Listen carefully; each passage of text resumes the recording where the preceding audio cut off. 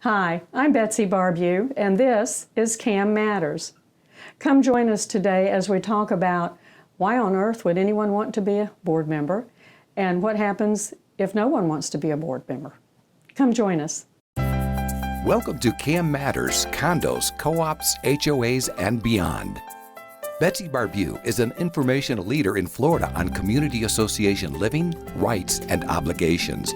She is an expert on the rights and obligations of owners as well as the association. If you live or are planning to live in the state of Florida, there's a good chance you'll be part of a community association. And by the end of this show, you'll know a little bit more about community associations and why they matter. So I'm going to set up a scenario for you. Let's say you're walking down the street. You've just moved into a new neighborhood, and you're walking your dog, and here comes a board member coming to greet you and say, hello, welcome to the neighborhood, Betsy. What do? Do you walk the other way because you know what's coming? No. Look, welcome to the show. We're glad that you're here. This has actually happened before, okay? And today's show was about when nobody wants to serve on the board, right. What happens? It's actually happened to us before. Yep. And Betsy, I mean, you know, you recruit, you're voluntold, but this is an important, serious situation because what happens to a board when people won't serve? Well, you have to have a board, yeah. First of all. It's a Florida corporation. So there has to be a board, and every now and then people just get worn out. Mm-hmm. It's the same people over and over again. Yeah, it is. And often it's the original people from years ago, mm-hmm. and now they're 80 years old. Sure. And it's time. They want the young people to take charge, and younger people don't have that same sense of loyalty mm-hmm. and that I've been here since the beginning. Right, right. And they have busier lives. Yeah. And busier lives. So, and there is sometimes, besides no pay for the job, no thanks for the job. Sure. For some reason, tempers fly in community associations. People who would be ordinarily civil in any other kind of business situation mm-hmm. don't seem to feel the need to be civil here. Mm. And when board members get yelled at by other owners, I have reports of tires being slashed and feces being put on doorsteps. Oh, gosh, I got to tell you, I didn't see that coming. Sorry. I did not see that coming. Hate signs, hate mail. Had one board member report the dog wow. in the mail. Oh, gosh. Every board member got envelopes full of that in their mailbox. Okay. If they were not mailed through the mail, if they were put in the mailbox, that's a federal crime, so somebody should report that. But wow. Wow. But sometimes, I don't know, neighborhoods just have I don't know what you would call it, a spirit about them. Mm-hmm. And some are just as congenial and friendly mm-hmm. and nice. And really good, positive things happen with the board. Things. Yeah, yeah. And then others, they go from bad to worse. Right, right. It's kind of like all the grumpy people see a sign that says move here. Mm-hmm, mm-hmm. And all the nice people see a sign that says move here. Right, that's interesting. It's interesting yeah. how that happens. But when no one will run for the board, usually there is at least one concerned owner. Okay. And if there's probably at least one who's willing to be on the board. But if your board is supposed to seat 5 people... Mm-hmm. He can't do all 5 jobs, right. Then you need at least 3. Okay. So if your board is supposed to seat 5, you need at least 3. Okay. And let's say we've got 1. Right. What do you do? 1. There is a petition. There's a statutory form to file to have a receiver appointed. Now, a receiver will act in the capacity of a board. Now, I want to just catch the drift of that. This is one person who is appointed by the court to be your board. This person doesn't live in your community, doesn't know anything about your community. Okay. And my belief is that most receivers are CPAs. Okay. Because the main thing to get hold of, if you don't have a board, the main thing to get hold of is the money. Okay. You've got money that should be coming in, right. should be being paid. Reserves and yeah. you've got to get hold of the money, so it'll be an accountant or a CPA. Okay. Now, this form that this one concerned owner can fill out is to be delivered to the association, wherever that office is or management company is. Or if you don't have a manager, then it would go to whoever the registered agent is, listed on sunbiz.org. Okay. Would go to the registered agent. This notice is also posted on the property, and it is also delivered by certified mail to every other owner in the community. And that concerned owner who's delivering this notice to all the other owners can get the addresses from the property appraiser's office if they don't have access to them another way. That's a 30-day notice that says this owner is saying, I'm going to apply to the court for the appointment of a receiver within 30 days. After 30 days, if I don't get 2 other people to volunteer to be on the board with me. Now, while the owners are opening these letters, they should be asking each other, what does this mean? And somebody should say to them, this means it will cost you. Right. That's where we're going. Somebody should say, this will cost you. Yeah. The salary of the receiver is paid by the association. You're not budgeted for that. So you may have to be special assessed. The receiver will special assess you to pay for the receiver.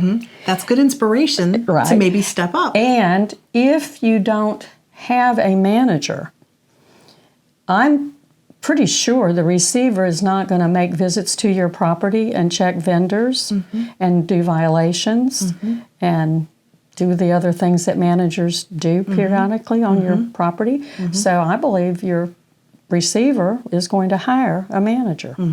Now you're paying two salaries for which you are not budgeted. If you have a manager, the manager can keep things going for a while. But at a certain point, the manager needs a board to make a decision for them. And if you don't have one, then that's when you need the receiver. The receiver is going to serve until you get enough people who will volunteer to be on the board. And then the court will discharge the receiver and you won't have them anymore. But in the meantime, you could be paying 1 or 2 salaries that you don't have the budget money for. And look, we know it's kind of like being a baseball coach for kids at T-ball and stuff. I mean, you're not being paid, but there can be some, some nice. Well, there's a reason to serve on the board, and that's to protect your interest. If you want your property values to stay up, if you want the property to look nice, if you want compliance in the rules and regulations, then it's almost like everybody really ought to take a turn. I mean, with enough people in communities, you really ought to take a turn. And the purpose of the board, and see, this is where people forget. They need to go back to season 1 and watch. But the purpose of the board is to protect the property and its value. To enforce the restrictions on the owner's use rights and maintain the common property. It's not a social club. It's not a social club. It's business. And everybody needs to take part in the business operations of the community. Yeah, absolutely. Betsy, you said something in the beginning that really piqued my interest, and that's the fact that a lot of times you'll find that it's the original owners and they've been long-time board members and that the younger people don't want to get on. And there's so much benefit to having young, fresh eyes because with the advancement of things like solar panels and, drones that might be infiltrating privacy and just these new technological things that are coming, we really need that a younger perspective. We need more robust websites for communities.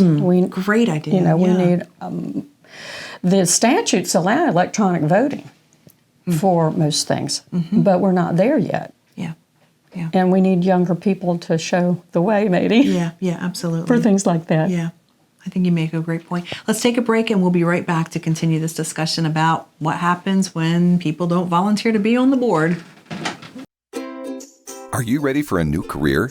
Do you have skills or interest in management, real estate, construction, maintenance, accounting, strategic planning, project management, budgets, human resource management, lawn and landscaping, pool services, or any other expertise needed to operate a community association? If you do, community association management could be for you. For more information, feel free to email Betsy at betsy@floridacamschools.com or visit the Florida Cam Schools website at www.floridacamschools.com. Florida Community Association Management continues to grow. Career opportunities abound. Thanks for joining us again. We are talking about when people don't join up or sign up to be on the board and how important it is. It is. Yeah. Well, you have to have a board. Yeah, yeah. But I think some of the problem is they think the time commitment is too much. Let's talk about that because, Okay. I mean, honestly, that's a big myth that we could kind of bust. It is, but we have to go back like 4 years to season 1 and talk about how you operate a board, the purpose of the board, and how you operate the board meetings, the procedures for those. And I think that if boards would do it correctly, it's painless, not painful. The purpose of the board and the board meetings is to vote on anything and discuss anything that has to do with protecting the property and its value, maintaining the things that are used in common, and enforcing the restrictions on the owner's use rights. Now, those are broad categories, but those are the topics that each agenda item should relate to at a board meeting. Remember, boards are not representatives of a constituency, and that's what they think. And that's why they think board meetings are hard. You're not representing the board owners. members don't right, represent right, the owners. Right. Board members are there to fulfill the mandates of the statutes and the documents. So once you learn that it's a business organization and that you're dealing with business and not the Right. stuff among owners, Right. and once you learn the appropriate use of owners' comments at a meeting, meetings are not a Q&A. They're not a panel-style discussion Right. and Q&A where tempers flare. They're not that. Boards should be focused on themselves, not on the owners. And once you get those meeting mechanics in place, you should have hour meetings, maybe every other month, maybe, unless you're a really, really big property. But then again, management handles most of that for Right. you.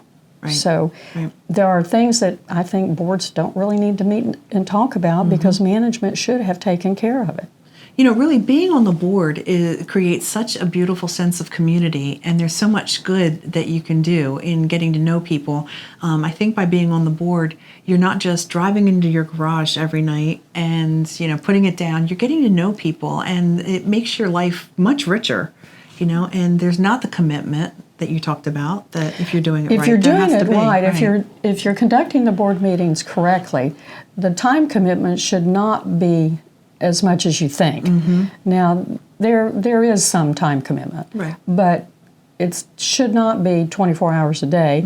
And if you have appropriate procedures, you should not be getting calls from owners all day and night. You should not be getting stopped out while you're taking a walk. Right. And Right. there are appropriate procedures for all of that. And if you'll listen to some wise counsel about how to handle those things, you can enjoy your lifestyle without being stopped all the time by whining, complaining owners. Absolutely. And, you know, it's so clear when you drive through a neighborhood, the ones that have strong, healthy communities. When, you know, as a realtor, you can drive through a neighborhood and say, you know, why is that car up on the grass? Or why are they changing the oil in their driveway? Concrete blocks? Yeah, exactly. And you go, and then you go into another neighborhood and you just know that the health of the board is there, the health of the community. And it's really, like you've said before, about keeping the property rates, you know, the values up. Yeah, yeah. That's the purpose of the corporation. The purpose of the corporation is not to make the people happy. Now, we do want to use our people skills, and we do want to be sure that we communicate as a board and management with the owners, but the job is not to make them happy. The job is to keep the value of the property up. And if we had a little chart, I can give it to you probably without having a picture, but if you take the value of a home or a unit, multiply it times the number of units, number of homes. Just, however many homes are in your community, take an average price and multiply it. Right there you get a lot of zeros. Add to that figure the value of the common property.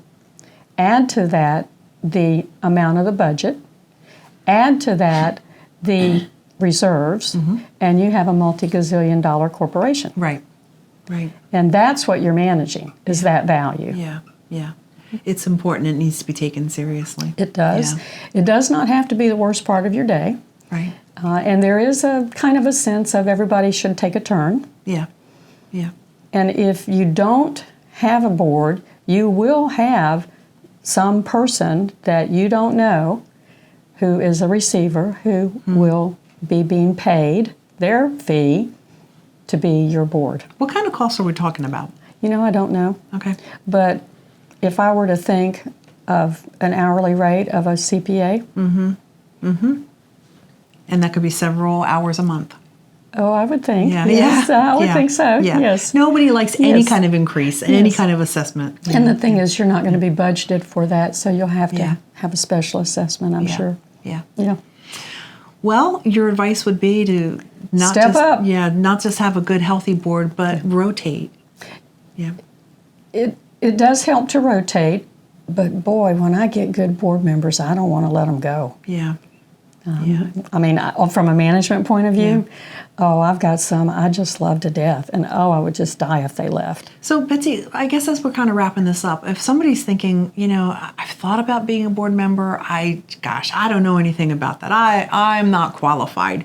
I mean, what makes someone qualified or not qualified? What if it's someone who's never worked outside of the house before? I mean, I don't know that you have to have worked outside the house before. I have several who have not, and they're still very good thinkers. It's problem solving. It's not necessarily knowing information. It's knowing where to get information and then how to apply it. It's not necessarily knowing it. And if you're curious and you like to learn, this is a great industry to learn a bunch of stuff about. It's just infinite almost of what you can learn. But there's also, you can come to any of my classes. You can sit in a class and see if you like that kind of information. And that would give you a hint as to whether or not you would like to be on the board. and I would go so far to say if you're a stay-at-home mom or dad and you can wrangle kids all day, you probably be a perfect board member. I had someone in class the other day, and she has a master's level education in drug and alcohol abuse, and I said, "You'll just fit just fine." Just perfect. Had another one that was a first grade teacher, and I said, "Perfect." Perfect. Yeah. So they come from all over, and I do have those who have had social and civic involvement, but no paid employment, and they're very good thinkers. So be encouraged and be confident. You'd be a great board member. Betsy, how can people get a hold of you? Betsy at FloridaCamSchools.com. It's probably at the bottom of the screen. Yep. And you can always call 352-326-8365. Thanks, Betsy. Have a great day. Thank you. Thank you for listening to CAM Matters. Be sure to subscribe so you don't miss any future episodes. For more information, feel free to email Betsy at betsy@floridacamschools.com or visit the Florida Cam Schools website at www.floridacamschools.com. Information provided on this show is general in nature and does not constitute legal advice.